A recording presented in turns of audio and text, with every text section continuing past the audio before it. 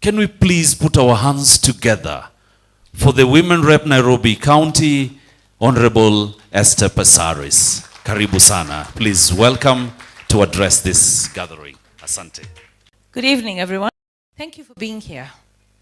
You know, I got to sit in the holding room with Eunice and her team, and it's the first time I'm meeting her, and I was happy that I did this. This is such an important conversation. I mean, we forget, yeah, we were children. I once was a child, and I probably was well nourished. My mom's an excellent cook. But not every child has that opportunity. Not every mom has that opportunity. And the worst is, not every pregnant mom has that opportunity to be nourished. And nourish is not just about filling your stomach. It's not about just putting, you know, if you put an ugali in your stomach, or you put a bowl of rice, you know, or you eat 10 chapatis, that's not nourishment. Nourishment is giving your body the right vitamins, the right minerals, the right quantity, clean water. Hey, the men, you need to up your game. All right? You need to up your game. Nourishment is not a woman's issue. In fact, if you look at all the hotels in this country, the kitchen is not a woman's place. All the chefs in this country are men. So it's only in the Nyumba that you say it's a woman's domain. But we need more men to understand that we need to nourish our children. And the reason why I say that is because so many men out there drink their salaries. Completely drink their salaries.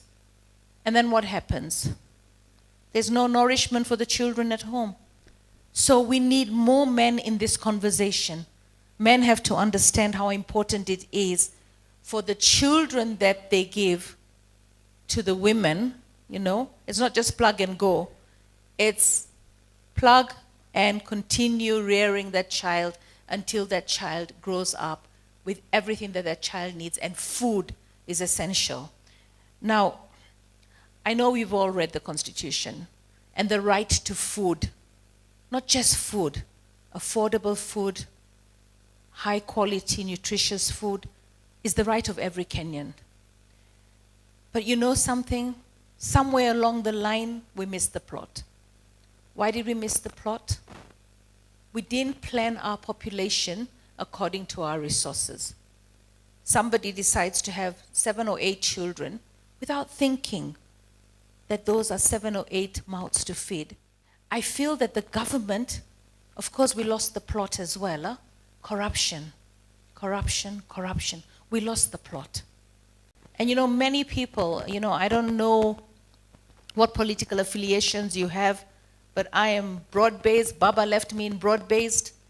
I am going to stay in broad-based, and I'm supporting William Samoei Ruto for 2-term. And the reason I'm doing that is because I can see that he's determined to bring so many changes. Even when he said he wants the 2222 number so that we know all the money we're collecting, Kenyans don't want. When he says he wants e-procurement, Kenyans don't want. Right? Why?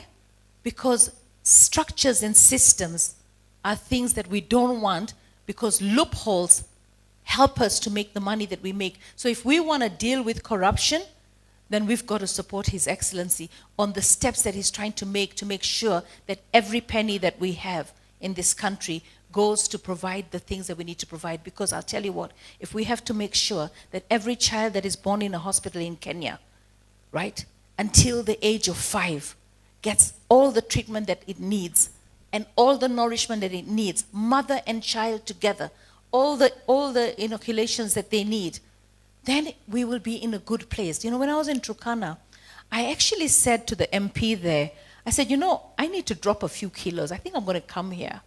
You know, I mean, everybody here is so slim. You know, and he says, oh, they have 1 meal a day. So I thought to myself, you know, I read about intermittent fasting. 1 meal a day, maybe that's the solution to dropping weight. And then he goes, sometimes they don't even have that 1 meal. And then it hit me that they're starving, right? They don't have enough food. And I'm so happy that they're going to have this big contract on their natural resource of petrol so that we can develop that country. There's no reason why you have to have food rotting here in Wakulima market, and then you've got Turkanas not being able to have food, and yet we're throwing it. So if we get our infrastructure, our road networks ready, then we've got to try and shift this food. I think even a mango, can you imagine how many mangoes do you see? Or pomegranate, which is so expensive. I hear in Embu, they're just on the ground. People, they're just rotting. Guavas. So many beautiful foods and fruits that God has given us are rotting. And they're rotting because we haven't put the system right to make sure that we leave no one behind by all that nutritious food being shipped. And then I also heard there's no water. You cannot have nutrition without water. How are you going to cook it? How are you going to wash it? So we have a problem. And that problem requires that we have structures and systems in this country that are going to make sure that all the resources that we have are dedicated. We have to work together to achieve good for this country. I keep saying that life, or the perfect Kenya, is like a jigsaw puzzle. A jigsaw puzzle has many, many pieces. To make that perfect picture, each and every one of you has a piece of the jigsaw puzzle. And the jigsaw puzzle will never be complete if you don't bring your piece and place it on the perfect image of Kenya. We know what we want, the dreams of our forefathers. It's contained in our national anthem. Peace, unity, prosperity, plenty within our borders, so that no one should lack. But for that to happen, it's not William Samoei Ruto's problem. It is our collective problem. So I sit here proud of each and every one of you, especially the women and the few men that are here, for being here tonight, for listening to this conversation. I mean, I am so honored. Eunice, I'm so honored to meet you. Honestly, I'm so proud of you. And you don't have a state commendation yet? Are you serious? Huh? Yeah, I am definitely going to make sure you're on the list for state commendation, because the work that you do has to be recognized. You deserve to be recognized because you're caring for the future of this country. I will walk with you to any government office that you need us to walk. I will tour some of these health centers that you're going to and see where the challenges are. We've got so many challenges. We've got challenges in sexual gender-based violence. We're at the period of 16 days of activism against sexual gender-based violence. It is getting worse, not better. All right? We don't want to end up like South Africa, where it's going to be a national disaster. So we need to do something. And in any area, as Mama County, I'm torn between what I can and cannot support.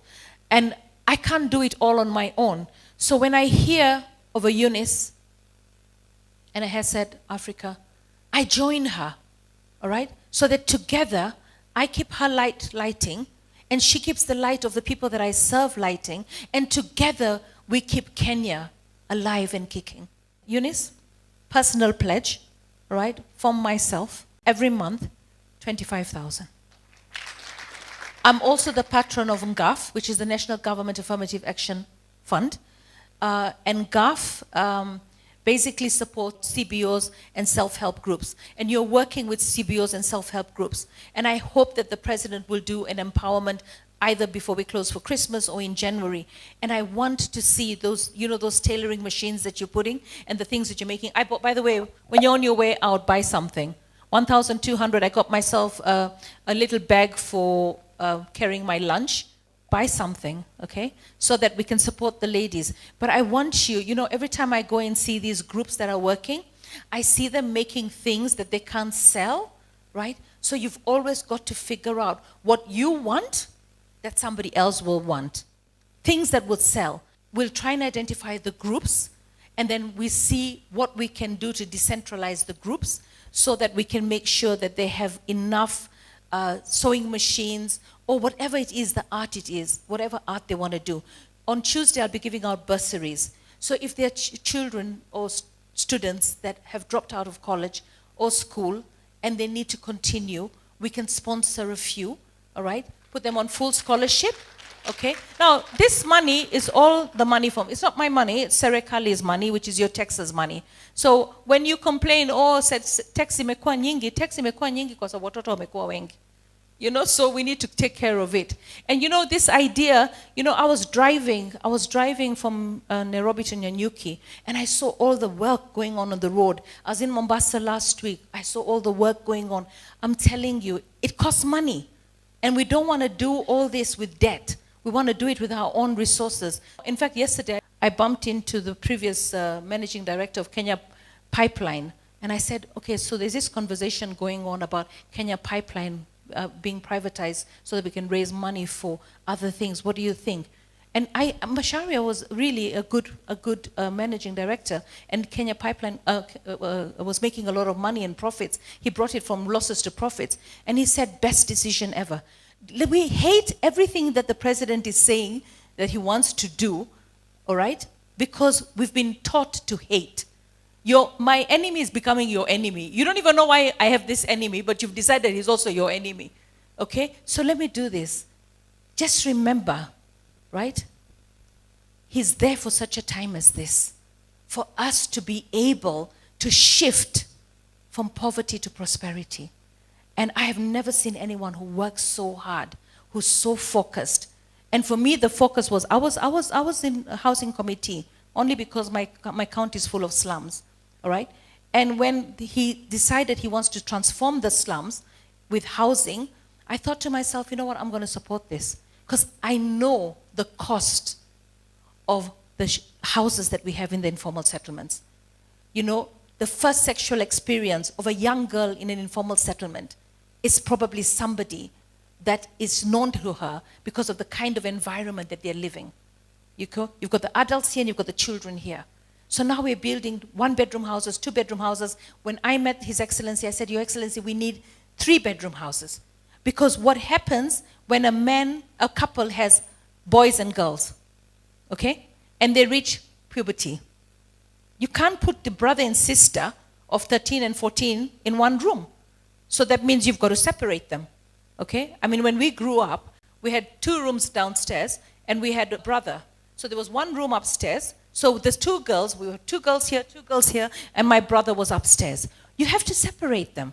Because if you don't separate them, then what happened during COVID, you'll find a lot of incestual relationships happening within your own family. So for me, the housing project, fighting for the housing tax, money designated for housing, it's got employment, it's got a circular economy, but more than that, it's giving dignity to our people. Don't hate something without understanding it. Drive to Mukuru. It's going to be a city one day, right? And it was a slum before. That's visionary. So what I want to leave you with, each and every one of you knows somebody who knows somebody who knows somebody who can help Eunice achieve the dreams that she wants to achieve. She wants 25 million. This cause of Nourish a Child, we're going to walk together and we're going to do something to make sure that the impact is felt. And no child should have to be malnourished. No child should have to sleep hungry. No mother should have a desire to breastfeed, but has nothing to breastfeed because she is malnourished, underfed. Thank you so much. God bless you all.